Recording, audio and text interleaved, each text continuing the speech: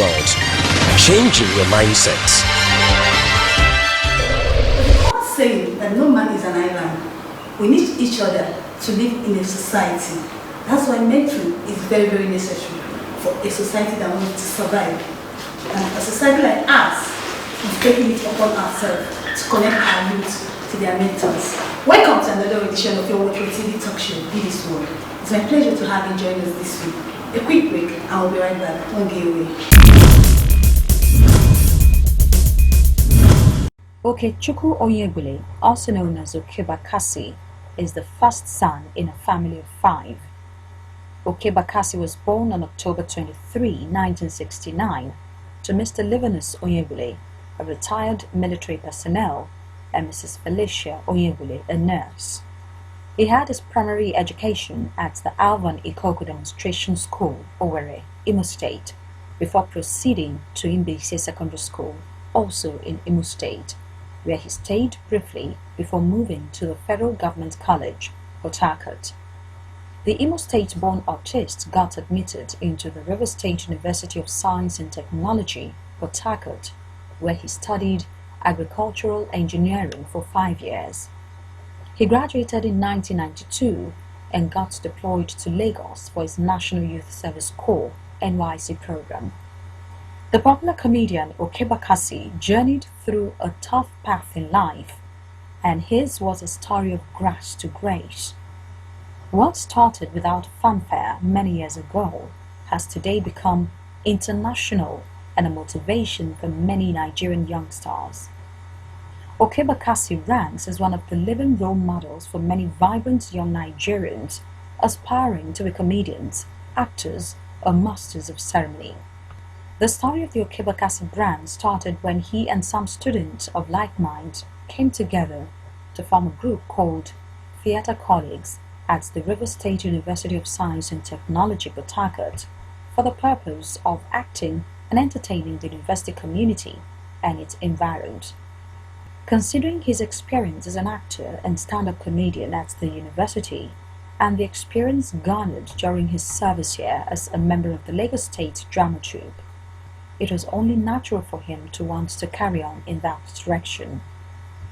Okey stayed back in Lagos and thereafter met with popular movie producer and director Zeb Ejiro, who in 1993 gave him his first acting role, to appear on a network television production Fortunes, on which he played Nick, one of the Johnsons' bodyguards. He featured in about 11 episodes of the soap opera before the home video industry took center stage.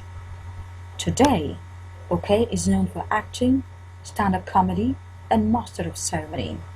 Okechukwu Onyebule Okey Bakassi, a role model on Be This World show this week.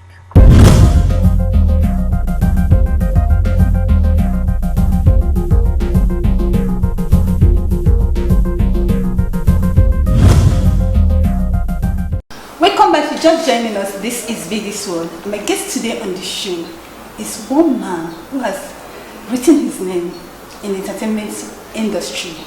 He actually started as an actor and he's now known as a comedian. Join me to welcome on the show comedian Okey Bakassi. She just turned it into a title. Yeah, you're welcome to the program. My name is Okey Bakassi. Most people know me as Okey Bakassi. Yes. Yes. Where are you from? Onyebule.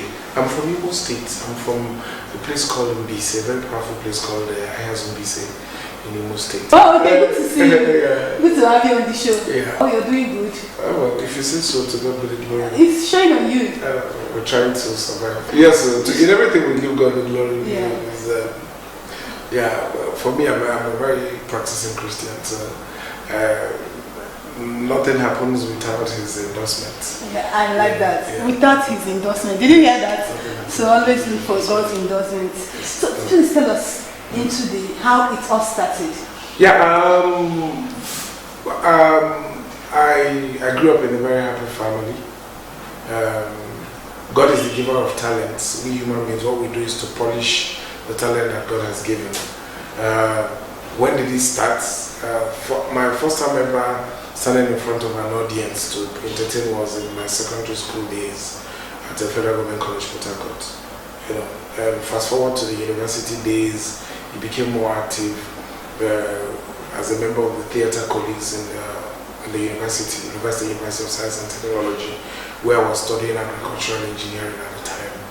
You know, fast forward again to my years serving the country during my national youth service. I was a member of the NYSC drama troupe. It was in the course of youth service that I met Zebejiro and I later became a member of the cast of Fortune on NTA network. Yeah. At the time, Nollywood was evolving, so one naturally identified with Nollywood. I guess more than 70 movies later, the rest is history. So practically I've been, you know, involved in Nollywood in the past 20 years plus. You know. And within the same period also, I was also actively involved in stand-up comedy. So I've always done acting and stand-up comedy side by side. You know, it's just... but it's like you're well known now for comedy. Yeah, because I at some point in the career, I decided to give more attention to doing shows and stand-up comedy because... like the pay is coming more from there? Not really, you know. Sometimes you just you crave for fresh challenges. We pushed Nollywood to a point where, you know, let me say, there wasn't much happening, and we wanted fresh challenge that wouldn't be team dependent, that would be you. Mind, acting is teamwork. Okay, you're working with cast and crew, producers and everybody. Stand-up comedy is you and the audience. So when you need that fresh adrenaline rush, you know, nothing provides it like you being in the moment, live audience, judged by your own abilities, not with everybody's input as a backdrop. So you go in front of your audience, you succeed, you've succeeded, you fail, you fail. There's no other way to, you know, put yourself right there for immediate assessment and the adrenaline that comes with it, like doing stand-up comedy. You know, so if you're not clicking, you're getting instant results. But when you do movies or you do TV production, you can always go back to the studio and edit. Yeah. If there are errors, you can fine-tune, polish. You know already you're on TV that there's a big difference between a live show and a recorded show. If you and I goof, we can say take two. But when it's live, you goof, like millions of Nigerians watching. So it has a different kind of adrenaline. Yeah, exactly, that works with it. So sometimes when you crave fresh challenges and, you know, the live audience is where to go. And, you know, yeah, so it comes with its own joy and excitement. So I give it more attention. And yeah, it's also paying well in terms of what it brings in. Smiling to bank. So it makes it all worth it. You know. Okay, you're very quiet and gentle person. But nobody will not believe this. What would they act like Chris now? Chris! But when you're not acting, that's a different thing. When I'm also doing business in this office, it's a different side of me. Yeah. When I'm at home with the kids and madam it's a different life altogether. So how do you manage this? So there are many parts to this man. How do you manage the switch? Yeah, anyway, where the time reach now, you craze the craze. You know, acting a script. Yeah. So when they say, okay, we won't make you the mad, you can begin mad now, as long as they don't pay for the madness. That's what it means. I want to remember the kind of money they paid. They might go. They know they pay well again. For madness. Anyhow, my inspiration they come with them. I wish. Wow. That's wonderful. That's it. At some point, you went into politics. Yes. Please let us into that. Yeah, I was here in Lagos minding my business when you know, destiny came calling, and the then governor of Imo State, His Excellency, you know, now out of office, Hakim, you know, they were hosting him in Lagos, and you know, we from Imo State, naturally, when your governor is within range, you want to go and, you know, be part of what is happening. You know, so in the course of the interaction, I made my own contribution, and you know, spontaneously said, okay, if you have so much experience in this sector, come to the state, let us all put hands together and work and move forward. I thought it was a joke, you know, but when I went, it was real. So I served in that administration for almost 3 years. And when it was done, I came back to Lagos to continue with show business. Why didn't you continue? I continued how the people I went to work with, when we were done working, another team came. And in politics, a new team comes around, they want their own team to work with them. So I came back. Was it that this experience was not wonderful? Oh, it was a fantastic experience. You would have gone to contests now. No, I ran for House of Assembly at the time. I went as an appointee. Within the period when it was coming to an end, I ran for House of Assembly. I didn't get the party nomination to continue to the general election. Why you didn't play the game very well? It's not about playing the game. Everybody knows how it happens in politics. At the end of the day, it's one person that will emerge. There are too many contending interests. So if the party hierarchy, one way or the other, feels, this is who they want to go with, you must learn to be a good team player. So it didn't go my way. I continued with the party. I worked for the party. And the party won the election. So. Yeah. After the tenure? After the tenure, I came back to Lagos. The period you were in Imo State, what was that special thing you did for Imo people? The one, at least the first one was, I was the go-between, the ambassador, so to speak, the link man between the government and the Imo practitioners in show business. I was able to build that bridge. Because for the first time, a lot of entertainers of Imo State origin were able to interface with government.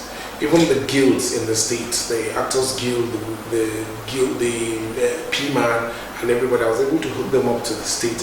They were beginning to be more involved in the activities of government and governance in the state. Because, if you stay far away from government, how do you influence policies? So within the period, we were also able to create a platform for Imo youths and entertainment to be able to showcase their talent, which was what gave birth or gave rise to Ichwafo Festival, which was like a musical concert, an entertainment concert, that provided the biggest stage, even till date, for Imo practitioners to come and showcase their talent, and also rub minds with other A-list artists from outside the state. Okay, tell us one of the craziest things you've done in life. Apart from acting, one of the craziest things you've done in life? It depends, One of the craziest is to live engineering and practice entertainment. So how did you get studying engineering? First of all, my life has been a very, very interesting story. I wanted to be a medical doctor.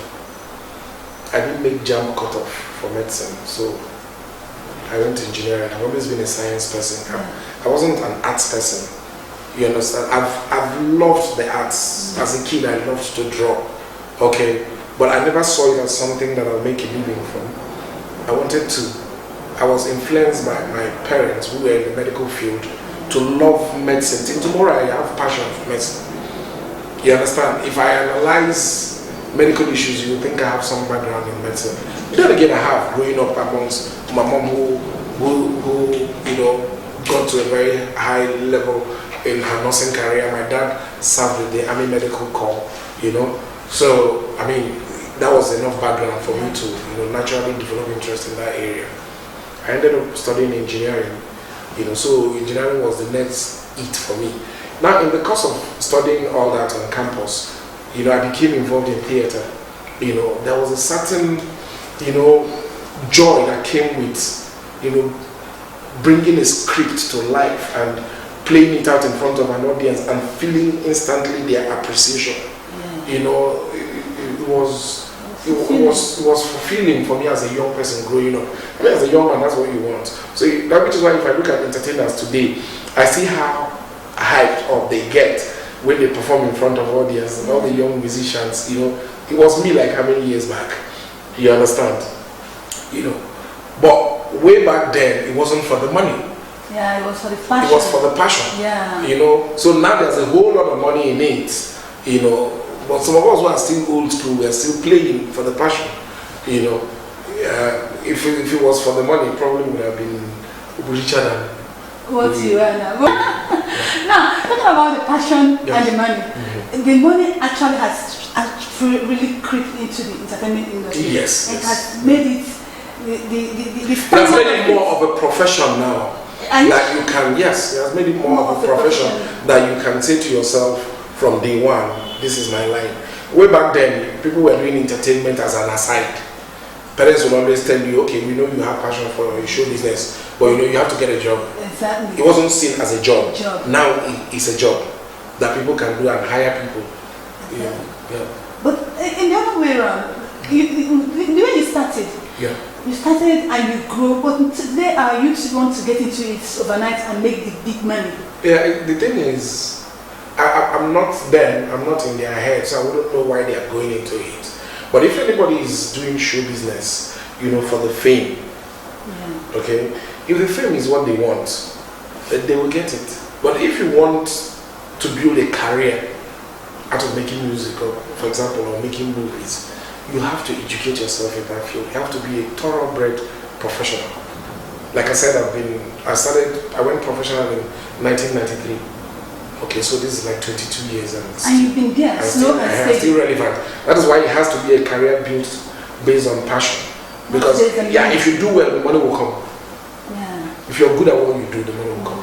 So you shouldn't place the money first. You must build your carear. So what you're trying to say now is passion should come first. Yeah, I think then passion has to come first. The money comes later. The money comes with it. Wow, that's interesting. Let's go for a quick break. I'll be right back. Don't get away. Okay, all eyes open. Everything's Bluefic right here on BD's World. My name is Kofi Dono, comedian, actor, singer, entrepreneur. I'm a nutcase. Yes, I'm telling you, stay here. If you have any reason to move your TV with you, but you can't go nowhere. This is the show. It's BD's World. By the way, we need sponsor. We need you to partner with us and make it worthy, you know, for the next generation, for your generation, even the past generation.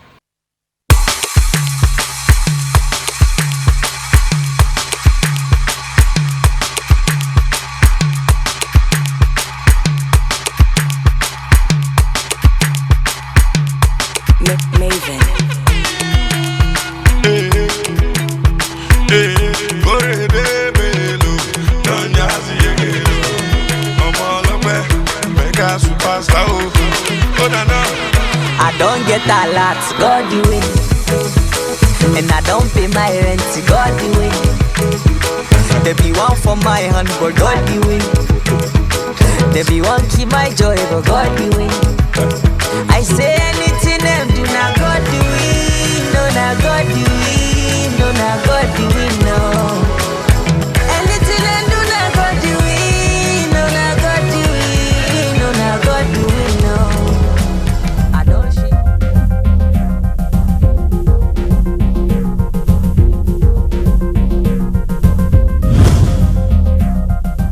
Welcome back. If you're just joining us, this is BD's World. My guest today on the show is a veteran actor and a comedian. Okey Bakassi. Okay, let me ask you this particular question. Have you for once rejected a script? Oh yes, a lot.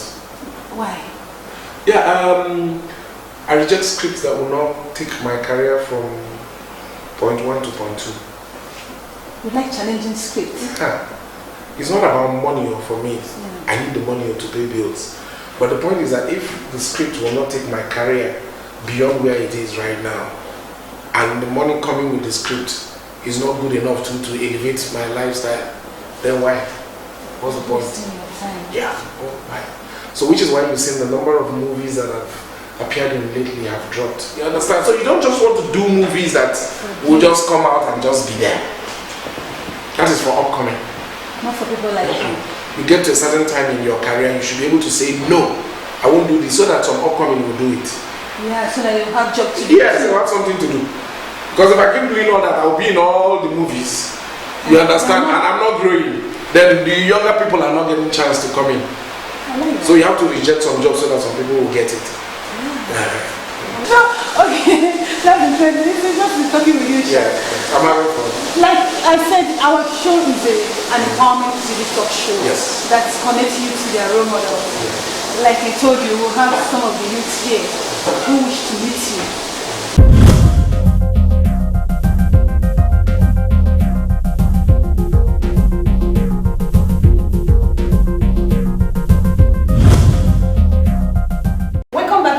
joined us. This is Ladies World. And my guest today on the show is veteran comedian Okey Bakassi. Okay, before we went on break, I told you about the youth. Yes. And here, I will have one of them. One of them here. Yes. Please introduce yourself. What's your name? You're welcome.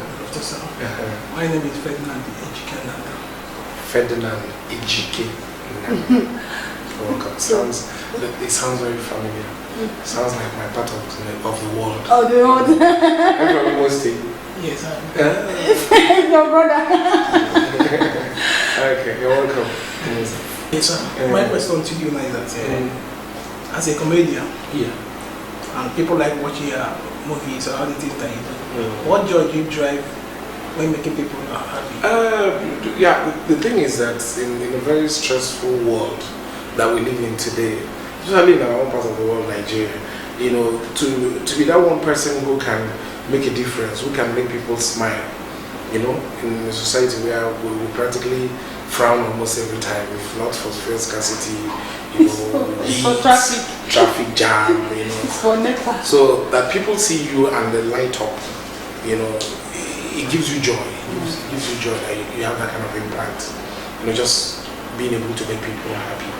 You know, it's a wonderful feeling, you know, to have. Yeah. Okay, my next question to you is that as a comedian, what advice do you have to people maybe who wants to be like you?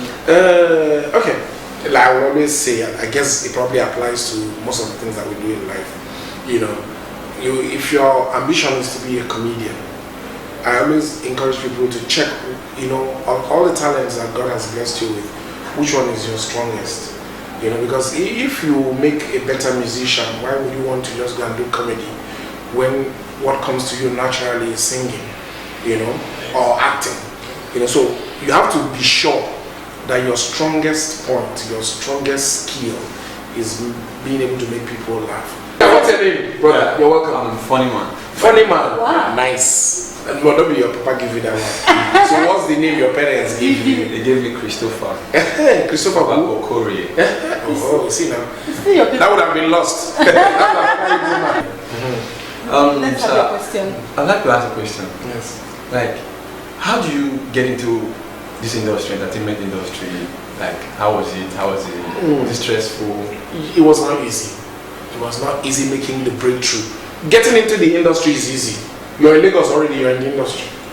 You understand what I'm saying? But making a breakthrough, you understand? Yeah. To become somebody that people can look up to and say, okay, he can do this. That is a hard job.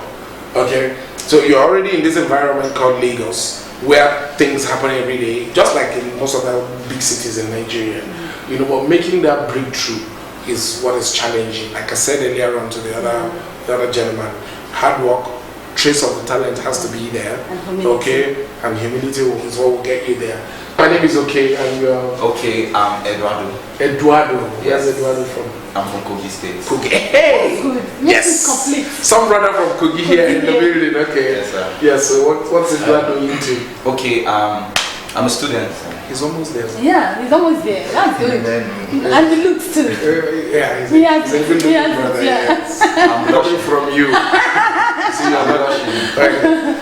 Okay, my question, I have a lot of questions, but the most interesting question is, you're a comedian and a successful one. Now, how did you conquer your own personal emotional problems before going on stage? Yeah. What I mean is, before you could find the butterflies. before you could make people laugh and happy, you have to be happy. Yeah. Now, what if you had challenges on your own? Probably family challenges, house We always do. So how did you conquer it? How did you conquer it? Yeah, in fact, I've had a very nasty experience. I was about going on stage. I was standing by backstage. The MC was already introducing me. I got a phone call that my younger sisters who were living with me at the time were being attacked by dogs. Wow. God. And you could hear your sister crying in the background saying, "We need help." And I'm about going on stage. You understand? That can totally kill you.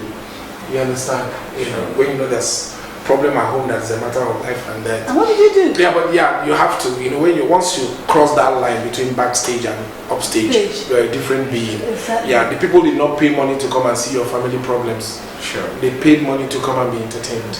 You can talk about your family problems later. Even if you want to discuss your family problem, it has to be discussed in such a way that is going to make them happy.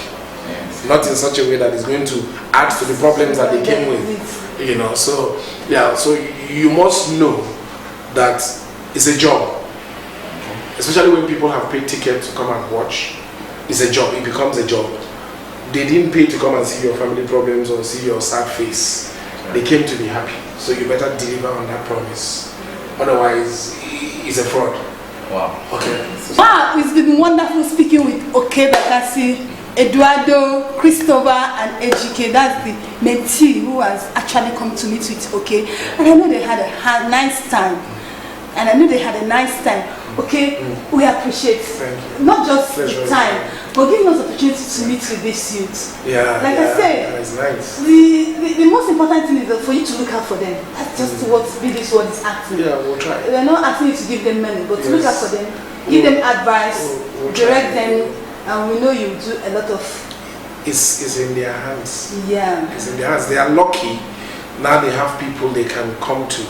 When I was starting, it was not like that. There was nobody to go to say, help us out with this thing. So they are lucky. It's in their hands to take advantage of the resources that they have now. They even have social media, so they don't really need anybody these days. We didn't have all that luxury. You know. So yeah, we'll help the much that we can. But like I said, it's in their hands to take the advice that they've been privileged to get. Yeah, and use it. Okay, thank you so much. Please, your last word for your viewers. Last word for the viewers. I always say they are the reason for the season. You know, because they are the actual kings, actually, or the kingmakers, so to speak. Because without them, we are useless in this business. Once the audience are not there, it's an empty hall. It's an empty hall. You know, so you guys keep supporting. Okay, I'm so happy for all the support that I've received in all these years of my career. Thank you and appreciate it. Please, can all of you come? Yes, can we just do a group where anybody can be anywhere? Yeah. Okay, one person here, the other person there. Yeah. No, come here. Okay, you go over to the other side so that we balance. We are not. It doesn't look like we're pushing this woman to the side. Naturally, we'll have her in the middle. Okey has said it all. The most important thing in life is hard work, humility. If you can humble yourself and you know what you're doing, develop yourself. I bet you the sky is your starting point. It will not even be your limit. You start from there and you will be known in the society. Don't just wait for people to tell you what to do. Once you know what you do, start doing it and be humble. I like that word, humility. Who can believe that someone like Okey Bakassi could say that? That's much to be taken today on the show. Remember to keep a date with us. Same time next week, same station.